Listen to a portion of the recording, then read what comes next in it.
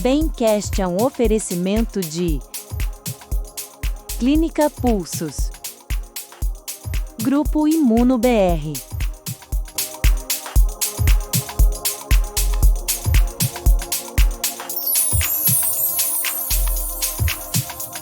Olá, seja bem-vindo a mais um episódio do Bemcast, um podcast da Imuno BR com oferecimento da Clínica Pulsos, um podcast criado com o objetivo de transmitir informações de qualidade de forma simples e acolhedora para os pacientes e para todos aqueles que desejam saber um pouco mais sobre saúde e sobre bem-estar. Meu nome é Isabela Penido, eu sou médica reumatologista e hoje a gente vai tratar de um tema que tem muitas dúvidas e que emociona muitas mulheres, que é o desejo de gestar, planejamento familiar e os desafios enfrentados durante a maternidade daquelas mulheres com doenças autoimunes. E para a conversa de hoje, eu tenho a honra de apresentar dois convidados que entendem muito do assunto.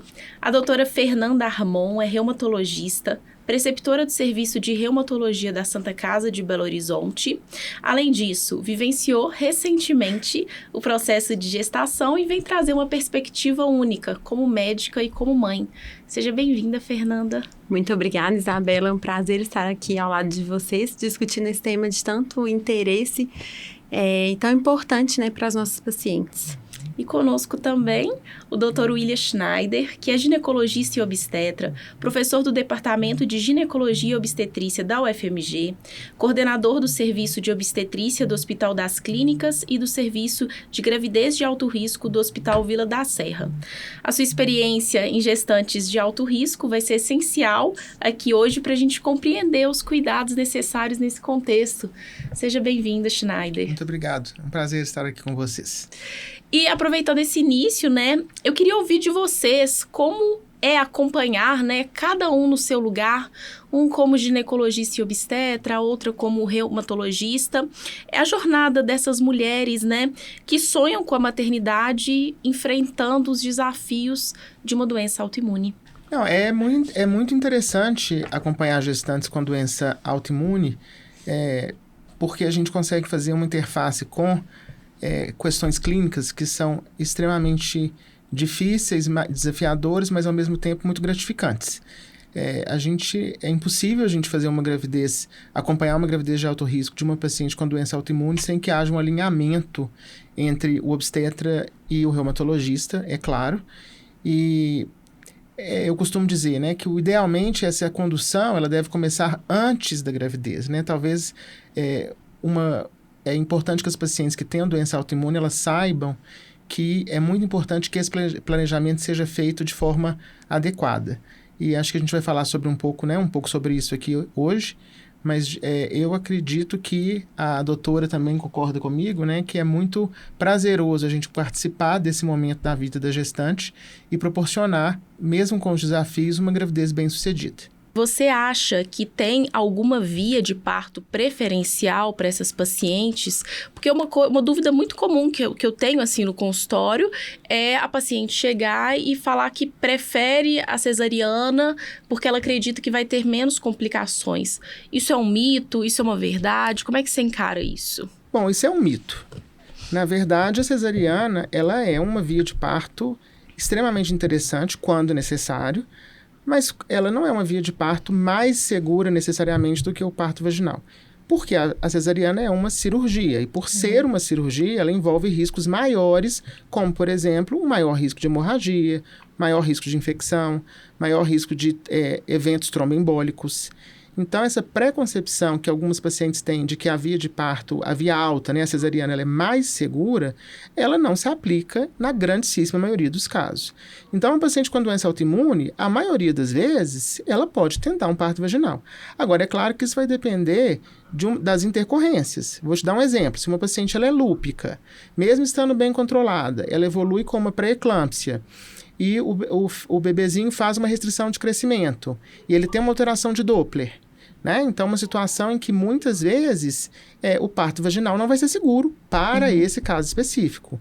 Mas se eu considerar uma paciente lúpica, com uma evolução favorável, em que não teve nenhuma complicação, cujo bebê está crescendo adequadamente.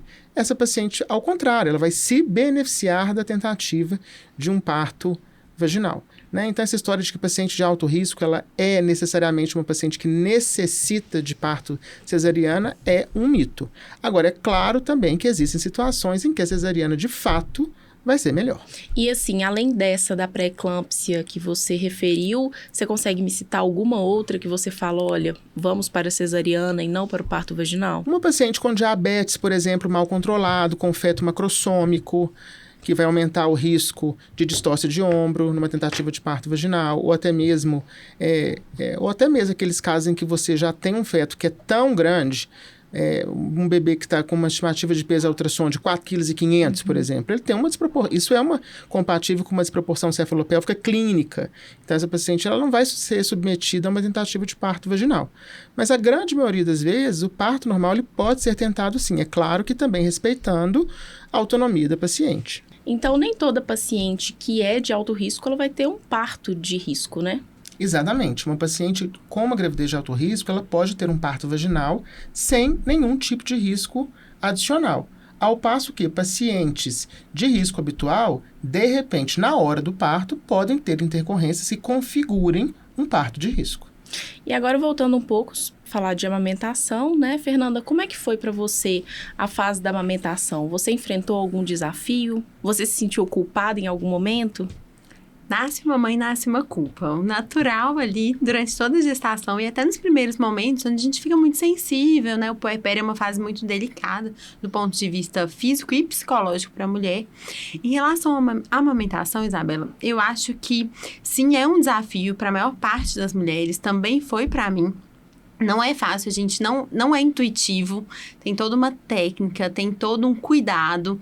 Os primeiros dias, a sensibilidade do mamilo é muito grande, às vezes a gente tem alguns graus de fissura, então não é uma coisa muito fácil nos primeiros momentos. Então, para aquelas pacientes que conseguem amamentar, é muito bom também, só que também não significa assim, se você não puder amamentar por alguma condição médica, por alguma medicação, existem outras formas também de nutrir um bebê que não necessariamente são o aleitamento materno. Deixando claro que é sim muito importante, mas que também é um desafio que não são todas as mulheres que conseguem, apesar de muitas tentarem. E não se sentir culpada, né, se isso não for possível, né, de acontecer. E uma das coisas, né, que a gente vê muito comum, né, as pacientes chegando pensando que por ter uma doença autoimune, elas não podem realizar o desejo de ser mães, ou então elas ficam aflitas por terem a doença autoimune ou por tomar algum imunossupressor, né, com medo de que isso cause algum problema para o bebê. E hoje a gente sabe que com planejamento, com um acompanhamento adequado, é sim possível realizar o sonho, né, da gravidez. Exceto alguns casos, né, como, por exemplo, casos que a gente vê que pode trazer risco tanto para a vida do bebê quanto para a vida da mãe, né? Isso a gente conversa muito no consultório.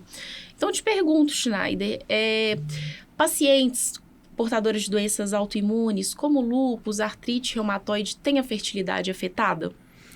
De fato, pacientes com doença autoimune, elas como lúpus ou artrite reumatoide, podem de fato ter a fertilidade reduzida em alguns casos, isso tanto devido à própria atividade anti-inflamatória da doença, quando a doença está ativa, e até mesmo com relação ao uso de determinados medicamentos como que podem, né, fazer com que você tenha uma questão, uma alteração ovariana, uma dificuldade, pode levar... É um efeito, digamos, colateral de alguns tratamentos, né, como a ciclofosfamida, que podem fazer com que ocorra, então, um impacto na fertilidade. Agora, é importante que as pacientes saibam que muitas vezes isso não vai acontecer, porque algumas pacientes acham que a fertilidade vai estar reduzida e pode realmente em alguns casos, mas muitas não. Então, elas têm que ter essa consciência para que elas planejem, de fato, a gravidez da melhor forma possível. Outra coisa importante também é que existe aquela ideia de que as pacientes com doença autoimune, elas vão ter um risco maior de abortamento, e isso não vai acontecer em todos os casos, mas a gente sabe que em algumas situações, como naquelas pacientes que estão com a doença descompensada, ou naquelas pacientes que têm síndrome do anticorpo antifosfolípide, que de fato elas têm um risco maior de terem abortamento, inclusive de repetição, caso não sejam tratadas. Mas, de qualquer forma, tranquilizar as pacientes que, com o tratamento adequado, a maioria das vezes elas vão conseguir gestar, engravidar e ter uma gestação bem sucedida. Mas algo importante também da gente frisar, né, é que o parceiro também tem que estar incluído nesse planejamento. A gente sabe também que homens portadores de doença autoimune também pode ter alteração de fertilidade, e alguns medicamentos também podem causar essa alteração. Doutora Fernanda, por que então é tão necessário fazer esse planejamento gestacional nas nossas pacientes portadoras de doenças autoimunes? Por muitos anos, esse assunto de gestação em pacientes com doenças autoimunes foi um assunto cercado de muitas dúvidas e muitos medos, porque a gente não tinha muitos dados, né, estudos sobre os medicamentos, sobre o uso dessas medicações na gestação.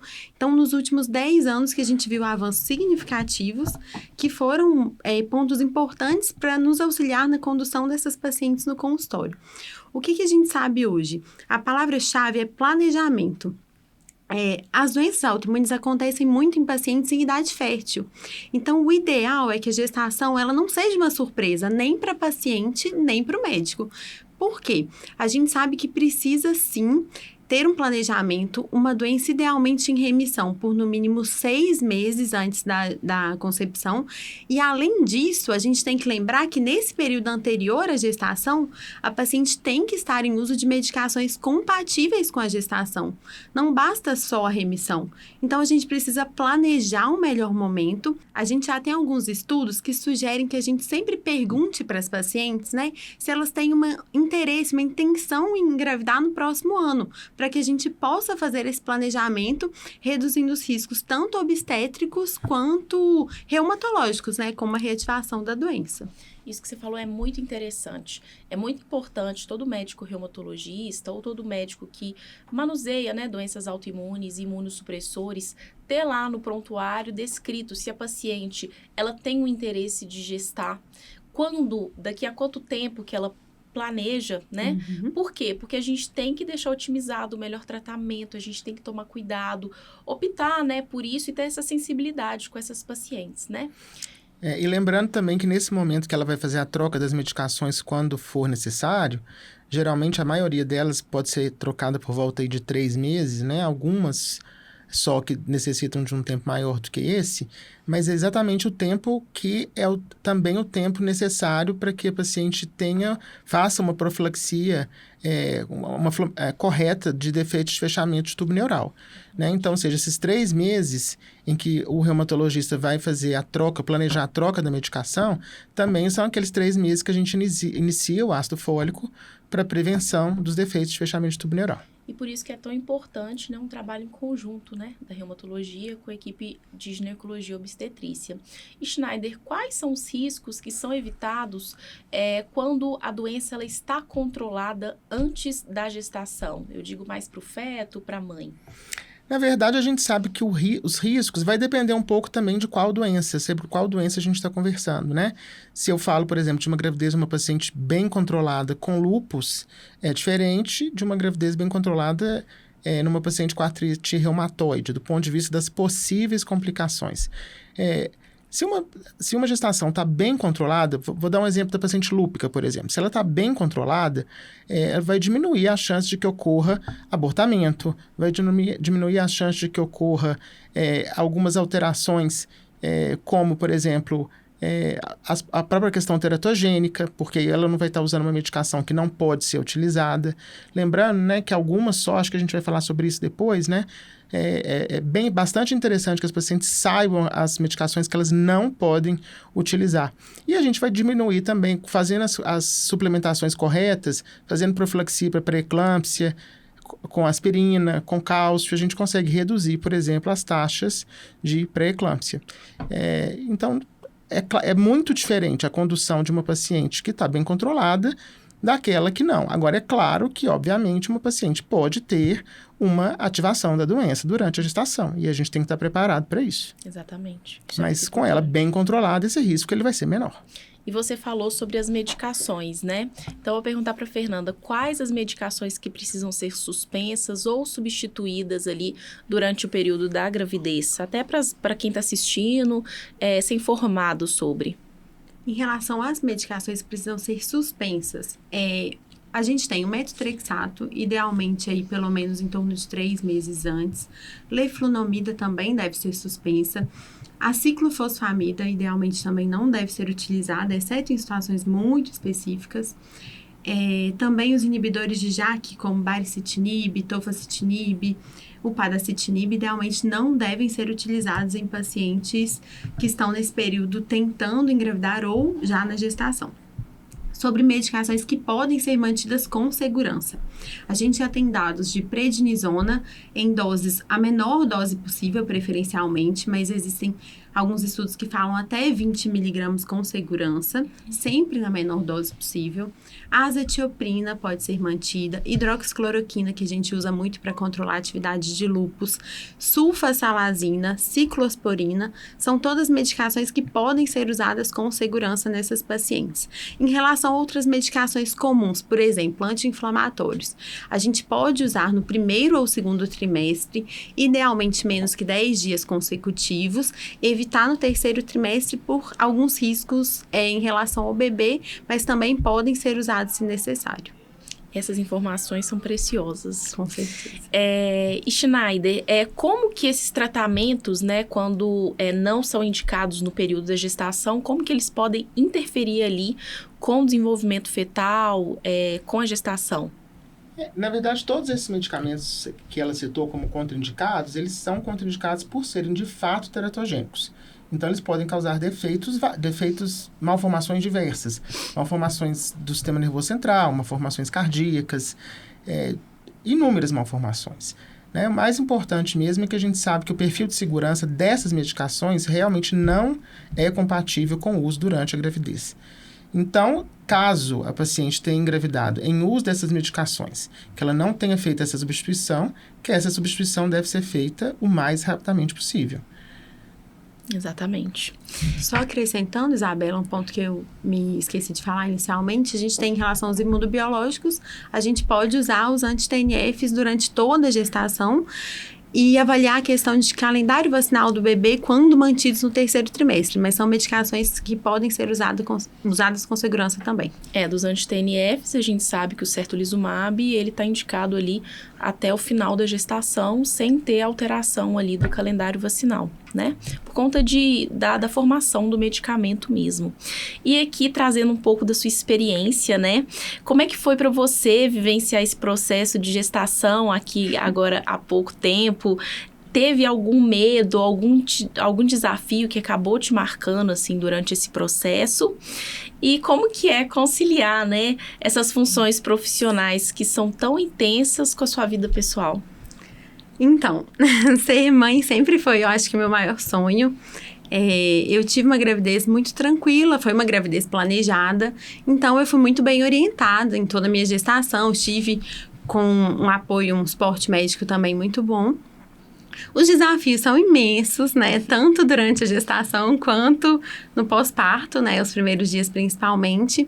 Mas o que eu acho que a gente tem muito medo é em relação à saúde do bebê, né? Eu acho que todo mundo tem esse medo, né? Todo mundo planeja uma gestação, né? Pensa em várias possibilidades.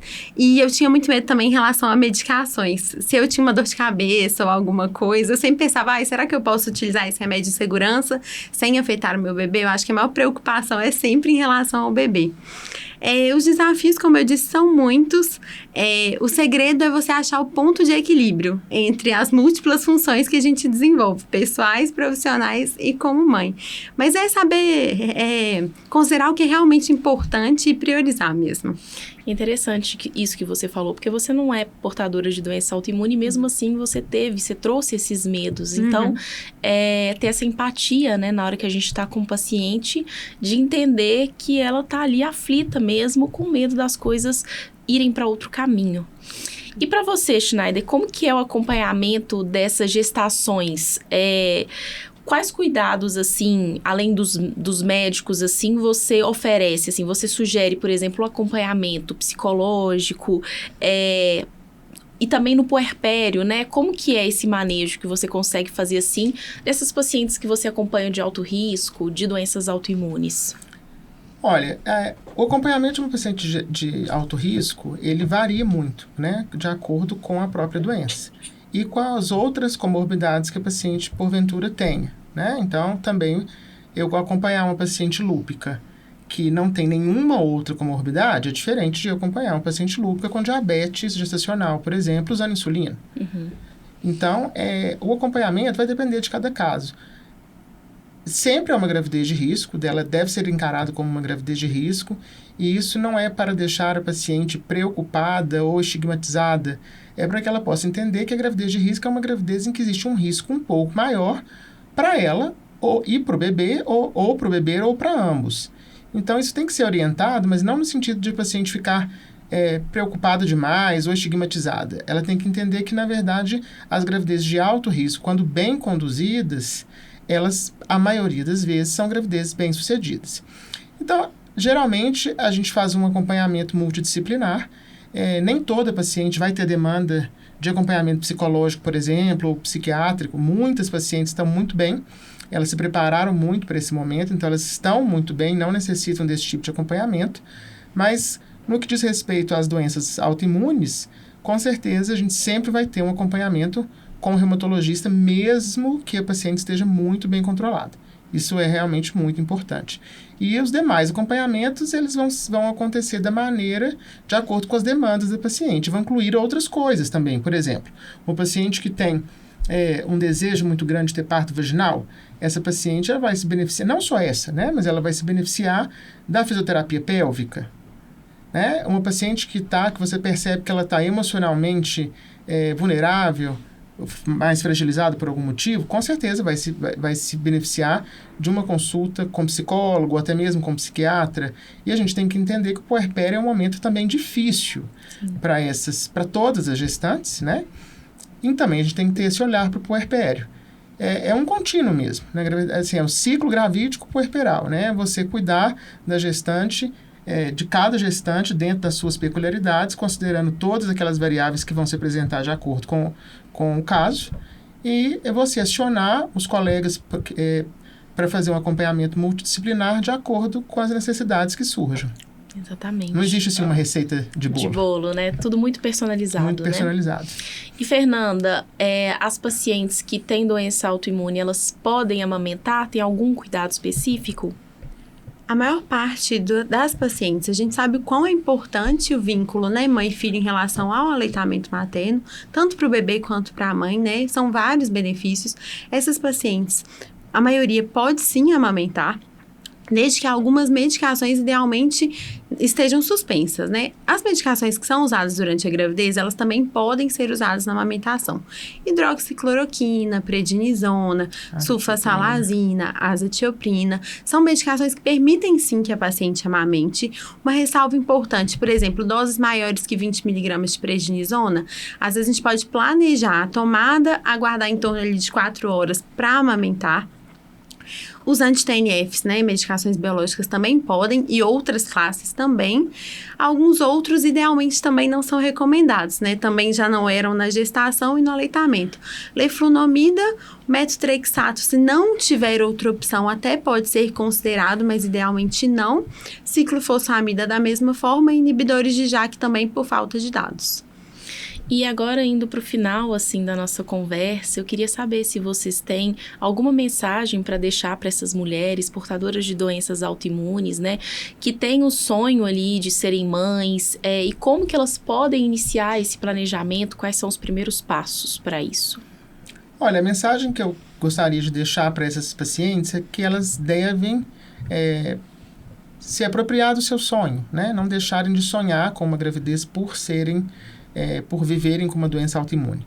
Agora, é claro que esse pré-natal, ele vai precisar de uma responsabilidade mútua, né? Da mesma forma que o obstetra e o reumatologista vão estar ali o tempo todo cuidando da paciente, a paciente também tem que fazer a parte dela. Sim. Isso é muito importante. Desde a consulta pré-concepcional, como a gente disse, o uso de ácido fólico.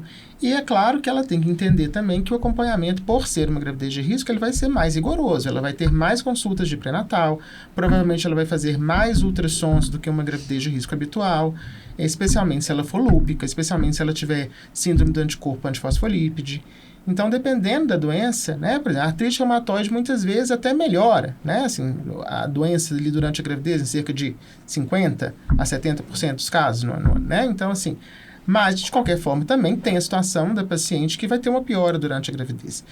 E o que eu sugiro para que essas pacientes é que elas vivam o sonho, que elas não desistam do sonho, mas que elas realmente estejam conscientes de que elas têm que se preparar para que a gravidez seja bem sucedida. E essa preparação, insisto aqui mais uma vez, ela deve começar no pré-concepcional, porque aí se ela está bem controlada, se ela já engravidou com a doença sem estar em atividade, usando uma medicação adequada e já ciente dos desafios que vão ocorrer, a gravidez fica muito mais agradável, muito mais leve do que quando uma paciente com doença autoimune engravida de repente, assim, sem estar esperando.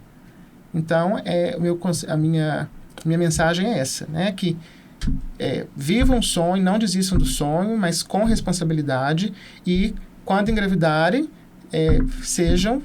fiquem bem aliadas mesmo, cada vez mais aliadas ao reumatologista e também ao médico, o obstetra de alto risco, que vai acompanhar a gestante durante esse processo. E você, Fernanda, alguma mensagem final para essas pacientes? Eu acho que a gente vive uma era de excesso de informação. Então, a primeira mensagem que eu queria deixar é para as pacientes se orientarem. A gente precisa buscar as informações corretas, porque isso já é uma forma de ter mais segurança, até para planejar o melhor momento de engravidar. É possível, sim, mas isso demanda também um acompanhamento. Não é só a vontade, não é só ter o médico disponível. Eu acho que nesse período a gente tem que se informar e estar ao lado ali, né, de um reumatologista de confiança, de um obstetra que vai acompanhar essa paciente também quando possível, para a gente poder controlar e minimizar todos os riscos e estar ao lado da paciente por esse momento que é tão delicado e tão importante na vida da mulher. Eu percebo muito, por exemplo, que as pacientes anti-Rho positivo, elas chegam no pré-natal muito preocupadas, muito tensas. E elas sabem que, por exatamente serem muito bem orientadas pelos reumatologistas, elas sabem dos riscos envolvidos, elas sabem que existe um risco de lúpus neonatal, um risco de bloqueio atrioventricular. Então, elas vão viver uma fase muito difícil ali entre 26 a 30 semanas, em que você vai fazer um acompanhamento de perto para ver se você verifica o início ali de um bloqueio, né? E a maioria das vezes, a paciente usando hidroxicloroquina, mantendo o uso da medicação, isso não vai acontecer. Sim. Mas eu gostaria de acrescentar isso, assim, porque eu já vi muitas pacientes desistirem de engravidar porque são anti-Rho positivo, e aí elas focam completamente ali no risco, eu tenho 2% de risco de ter um feto com bloqueio atrioventricular, meu bebê vai precisar de um marca-passo. Mas, na verdade, eu tenho inúmeras pacientes com anti-Rho positivo que estão aí com seus filhos bem e que não precisaram de marca-passo e que ficaram muito bem, né, durante a gravidez e no pós-parto, e engravidaram de novo e ficaram bem de novo.